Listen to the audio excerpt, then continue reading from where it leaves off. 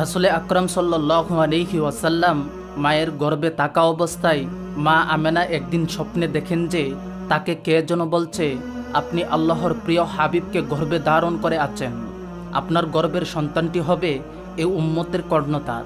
তার জন্মের পর আপনি বলবেন, সমস্ত হিংসুকের বদনজর থেকে তাকে আমি এক আল্লাহর আশ্রয়ে সুপর্দ করলাম। তার নাম রাখবেন মুহাম্মদ সাল্লাল্লাহু আলাইহি ওয়াসাল্লাম।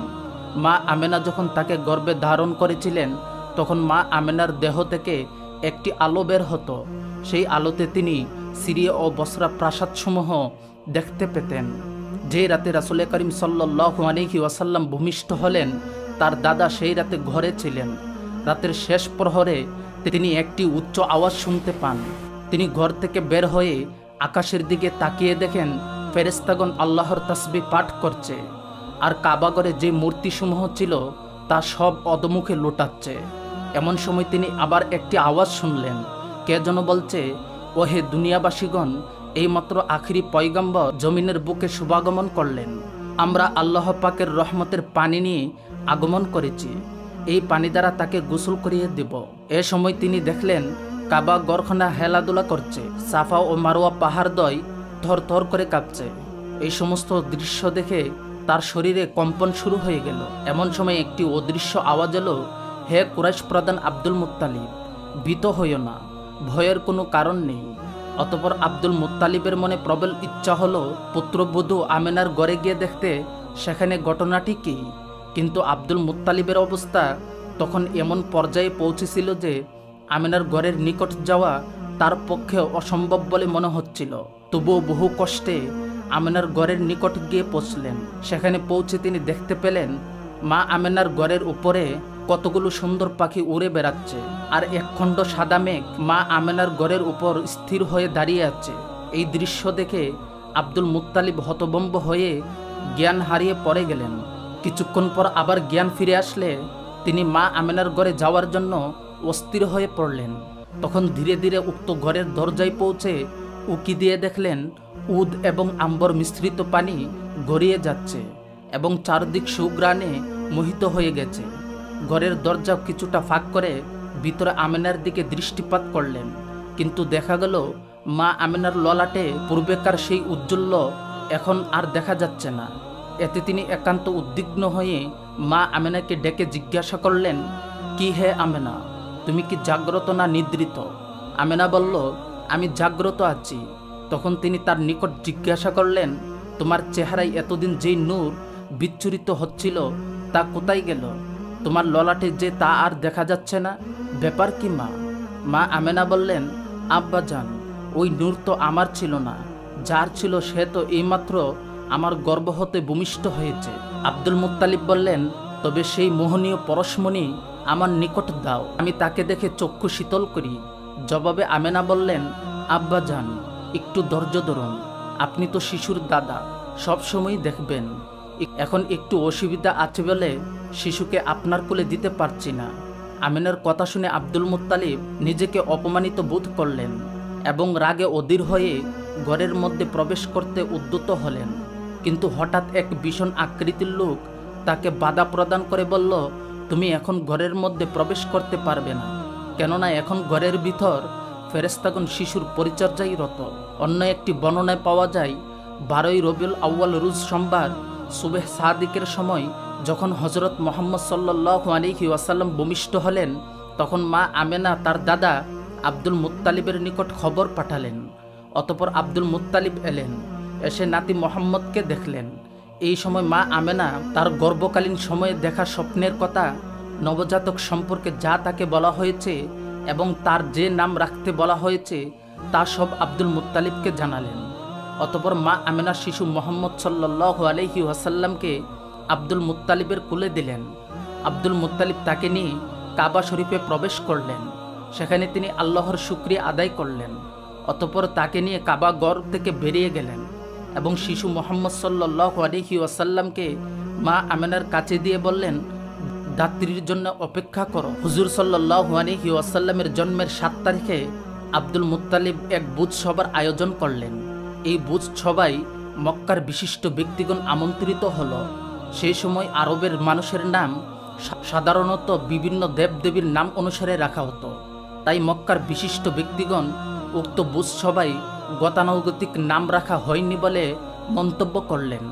উত্তরে আব্দুল মুত্তালিব বললেন, আমি মনে করি ভবিষ্যতে এই বালক বেহেশতে প্রভু কর্তৃক এবং সৃষ্টির দ্বারা প্রশংসিত হবে। অবশেষে বিভিন্ন গাত প্রতিগাত উতরিয়ে এই নামের মাহাত্ম্য সমগ্র বিশ্ব ও সৃষ্টিকে মহান করে তুলবে। নবী করিম সাল্লাল্লাহু আলাইহি ওয়াসাল্লাম প্রথমে নিজ মায়ের দুধ পান করেন। এর কয়েকদিন পর আবু লাহাবের দাসী সোয়াইবার দুধ পান করেন। আরবের অভিজাত পরিবারসমূহের নিয়ম ছিল দুধ পানের জন্য নবজাতক শিশুদেরকে তারা আশপাশের পল্লী এলাকায় পাঠিয়ে দিত। এতে পল্লী অঞ্চলের আবহাওয়ায় শিশুদের স্বাস্থ্য ভালো হতো এবং তারা বিশুদ্ধ আরবি ভাষাও শিখতে পারত। আর এই কারণে গ্রামের মহিলারা অনেক সময় দুগ্ধপুষ্য শিশু নেওয়ার জন্য শহরে আসত। হযরত হালিমাতুস সাদিয়া ও তার স্বামী হারিস দুগ্ধপুষ্য শিশুর সন্ধানে বনু সাদ গোত্রের মহিলাদের সাথে তায়েফ থেকে মক্কার উদ্দেশ্যে যাত্রা করলেন। যে গাদায় চড়ে হালিমাতুস সাদিয়া মক্কার উদ্দেশ্যে যাত্রা করলেন সেটি এতই দুর্বল ছিল যে অন্যদের সাথে সমান তালে সে চলতে পারছিল না। এতে সঙ্গে থাকা সফর সঙ্গীরাও বিরক্তিবোধ করছিল। অবশেষে অনেক কষ্টে সফর শেষ করে মক্কায় এসে পৌঁছলেন। মক্কায় পৌঁছে সকলেই দুগ্ধপুষ্য শিশুর সন্ধান করতে লাগলেন। রাসূল আকরাম সাল্লাল্লাহু আলাইহি ওয়াসাল্লামকে দেখে যখন মহিলারা শুনতে পেল যে শিশুটি ইয়েতিম, তখন কেউই তাকে গ্রহণ করছিল না, কারণ ইয়েতিম হওয়ার কারণে তার পক্ষ থেকে বেশি পুরস্কার পাওয়ার আশা ছিল না। এদিকে হালিমার ভাগ্যের তারকা চমকাতে শুরু করলো। দুধের স্বল্পতা তার জন্য রহমতের রূপ ধারণ করলো, কারণ দুধ কম দেখে কেউ তাকে শিশু দিতে সম্মত হলো না। অনেক খোঁজাখুঁজির পর কোনো শিশু না পেয়ে হালিমা তার স্বামীকে বললেন, খালি হাতে ফিরে যেতে আমার ভালো লাগছে না, তার চেয়ে বরং এই ইয়েতিম শিশুটিকেই নিয়ে চলুন। হালিমার এই প্রস্তাবে স্বামী সম্মত হলেন। ইয়েতিম রতনটিকেই কুলে করে তাঁবুর দিকে চলতে লাগলেন। আল্লাহর মেহেরবানিতে হালিমার ভাগ্য খুলে গেল। উভয় জগতের সর্দার তার কুলে এলো। শিশু সন্তান মোহাম্মদকে নিয়ে তাঁবুতে এসে হালিমা তাকে দুধ পান করাতে বসলেন। আর অমনি একের পর এক বরকত শুরু হয়ে গেল। হালিমার স্তনের বোটায় মুখ দেওয়ার সাথে সাথে এত অধিক পরিমাণে দুধ নেমে আসলো যে রাসূল সাল্লাল্লাহু আলাইহি ওয়াসাল্লাম এবং তার দুধ ভাই আব্দুল্লাহ উভয় মিলে অত্যন্ত তৃপ্তি সহকারে দুধ পান করে আরামের সাথে ঘুমিয়ে পড়লেন।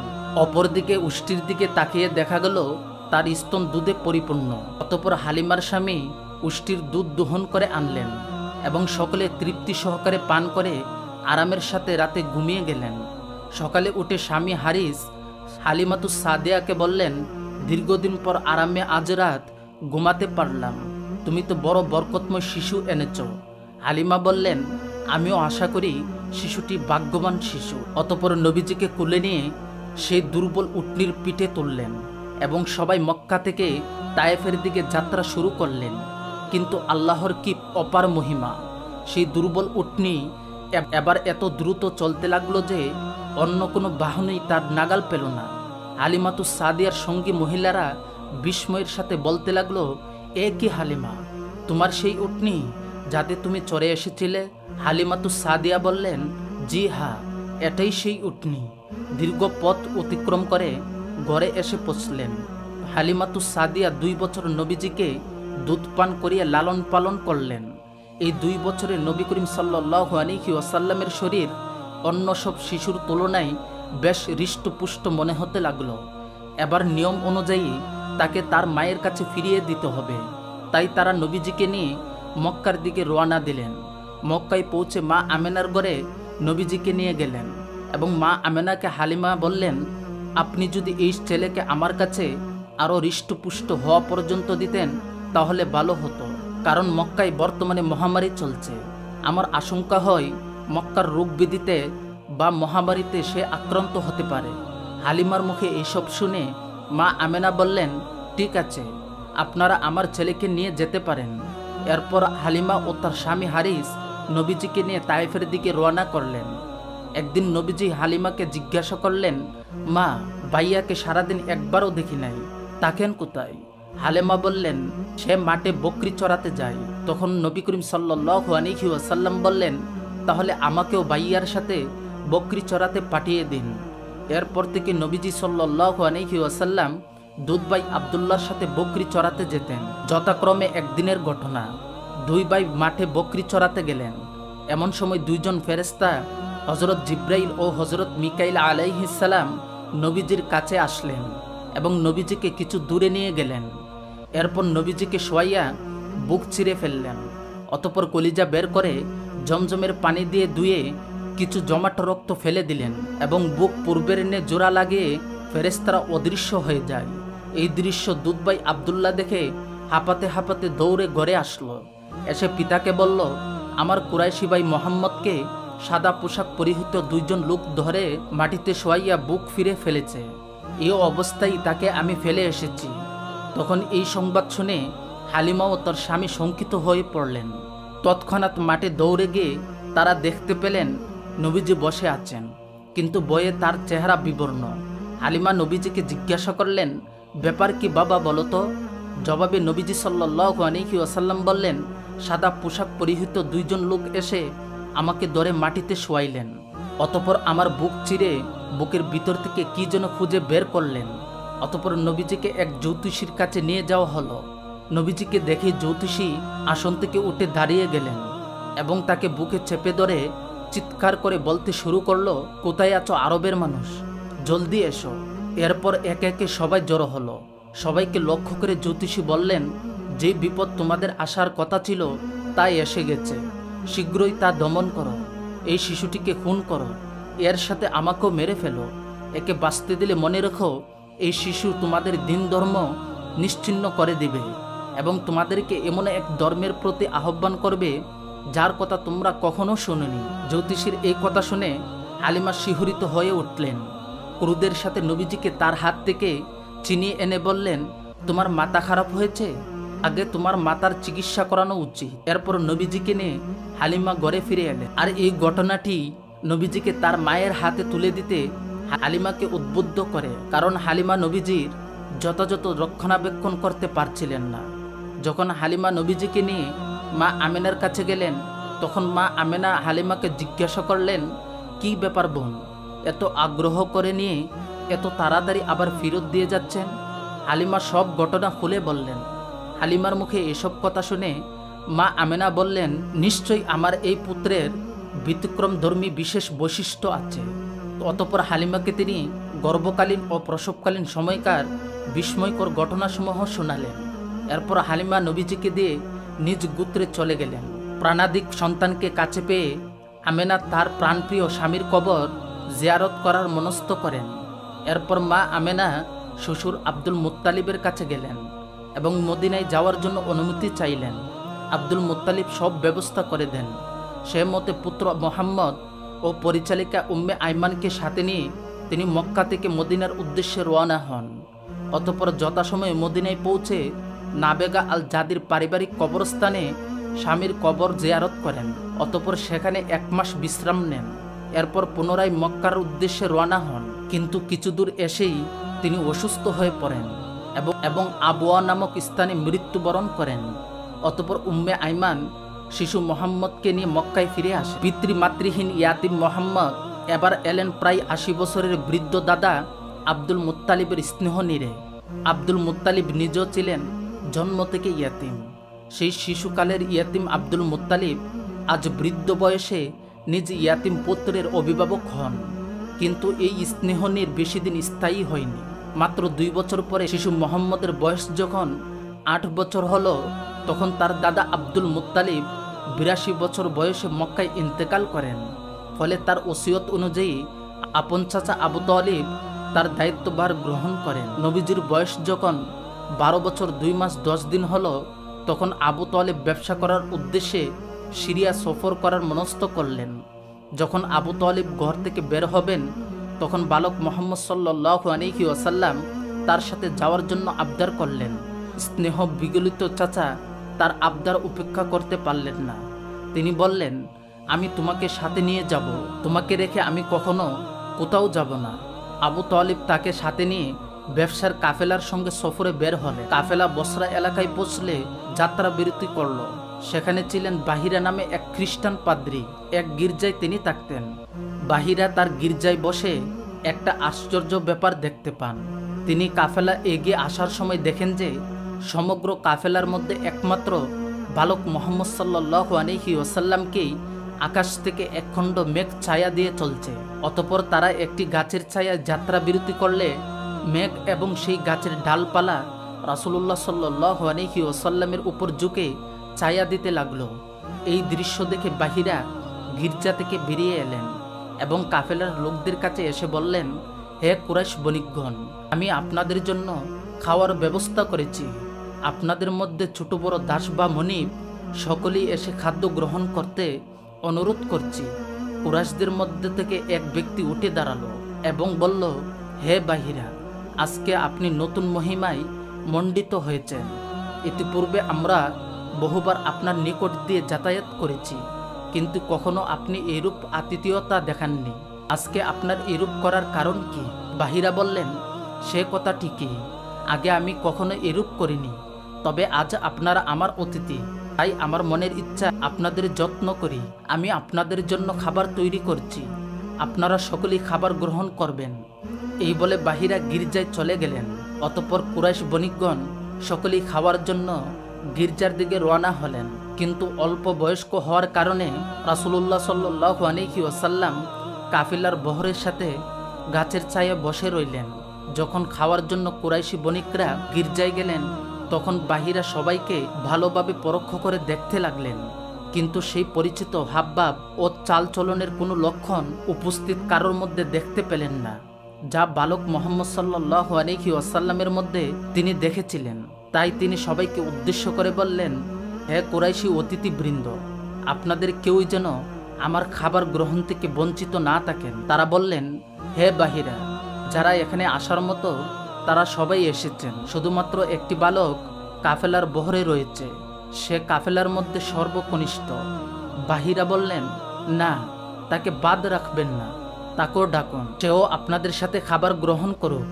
তখন একজন কুরাইশি বলল, লাত উজ্জার শপথ, আব্দুল্লাহ ইবনে আব্দুল মুত্তালিবের ছেলে আমাদের সাথে থাকবে অথচ আমাদের সাথে খাবার গ্রহণ করবে না, এটা হতেই পারে না, এটা আমাদের জন্য নিন্দনীয় ব্যাপার। অতঃপর সে বাহিরে গেল এবং বালক মুহাম্মদ সাল্লাল্লাহু আলাইহি ওয়াসাল্লামকে সাথে করে নিয়ে এলো এবং সবার সাথে খাবারের বৈঠকে বসিয়ে দিল।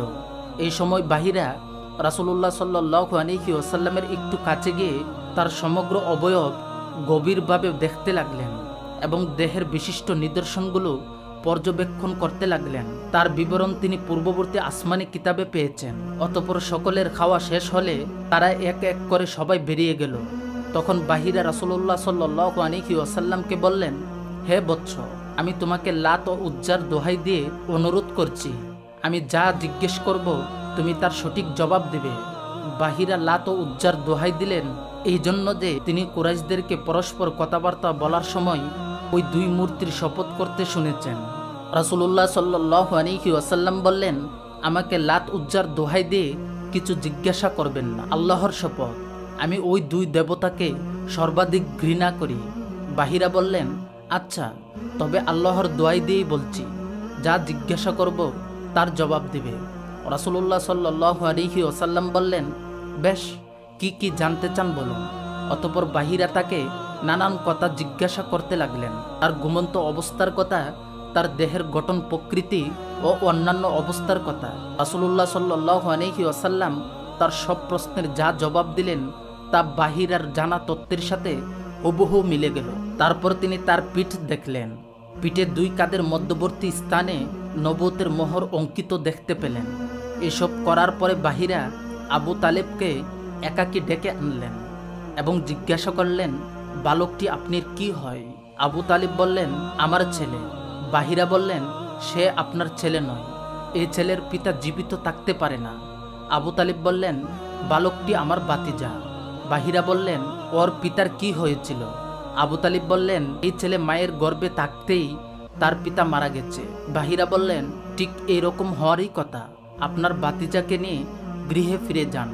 খবরদার, ইহুদিদের থেকে ওকে সাবধানে রাখবেন। আল্লাহর কসম, তারা যদি এই বালককে দেখতে পায় এবং আমি তার যে নিদর্শন দেখে চিনেছি তারা যদি চিনতে পারে তাহলে তারা ওর ক্ষতি সাধনের চেষ্টা করবে, কেননা আপনার এই ভাতিজা অচিরেই এক মহামানব হিসাবে আবির্ভূত হবেন।